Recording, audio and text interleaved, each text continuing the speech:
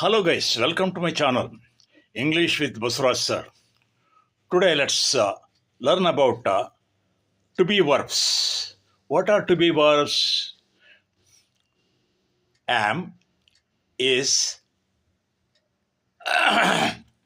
are, was, were, be, being, been. Let's use them in our own sentences one by one. Am. Am ಅಂದರೆ ಇದ್ದೇನೆ ಆಗಿದ್ದೇನೆ ಅಂತ ಅರ್ಥ. I am a doctor, I am an engineer, I am an artist, I am a farmer, I am a teacher, I am a student, ಆ ಥರ. ಆಮೇಲೆ am ಆದಮೇಲೆ is a good boy, she is a smart girl ಅಂದರೆ ಅವನು ಒಳ್ಳೆ ಹುಡುಗ, ಅವಳು ಬುದ್ಧಿವಂತೆ ಹುಡುಗಿ. ಇಟ್ಸ್ ಎ ಬಿಗ್ ಟ್ರೀ, ಅದು ದೊಡ್ಡ ಮರ. ಈಸ್ ಆದಮೇಲೆ ವಾಸ್ ಅಂದರೆ ಇದ್ದೆ ಅಂತ. ಈಸ್ ಅಂದರೆ ಇರು, ಇತ್ತು, ಇದ್ದನು ಅಂತ ಅರ್ಥ. Was.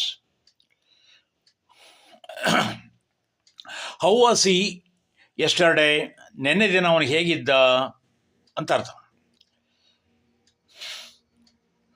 Was he gone to the film last night, was he going to the movie yesterday, ಅವನು ನಿನ್ನೆ ದಿನ ಮೂವಿಗೆ ಹೋಗ್ತಾ ಇದ್ದೇನೆ. Was it a hot day yesterday, ನೆನ್ನೆ ದಿನ ತುಂಬ ಸೆಕೆ ಇತ್ತೆ.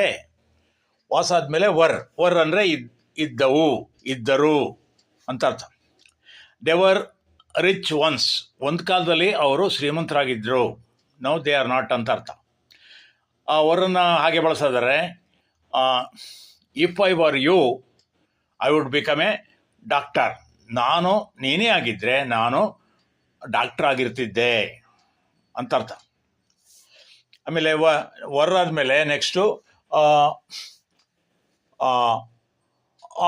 ಆರ್ ಅಂದರೆ ಇದ್ದರು, ಇದ್ದಾರೆ, ಇವೆ ಅಂತ ಅರ್ಥ.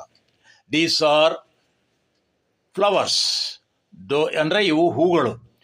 ದೋಸ್ ಆರ್ ನಟ್ಸ್, ಅವು ಕಾಯಿಗಳು. ದೀಸ್ ಆರ್ ಮ್ಯಾಂಗೋಸ್, ಇವು ಮಾವಿನ ಹಣ್ಣುಗಳು. ದೋಸ್ ಆರ್ ಆ್ಯಪಲ್ಸ್, ಅವು ಸೇಬು ಹಣ್ಣುಗಳು. ಆಮೇಲೆ ಬಿ ಅಂದರೆ ಇರು ಅಂತ ಅರ್ಥ, ಎಕ್ಸಿಸ್ಟ್ ಅಂತ. ಬಿ ಸ್ಟ್ಯಾಂಡ್, ನಿಂತಿರು. ಬಿ ಸ್ಟ್ಯಾಂಡ್ ಅಂದರೆ ನಿಂತಿರು. ಬಿ ಎ ಗುಡ್ ಬಾಯ್, ಒಳ್ಳೆ ಹುಡುಗನಾಗಿರು. ಬಿ ಎ ಹ್ಯಾಪಿ ಮ್ಯಾನ್, ಸುಖವಾಗಿರು. ಬಿ ಆದಮೇಲೆ been. He has been to London many times, she has been to America twice. ಆಮೇಲೆ being a honest man, being a poor man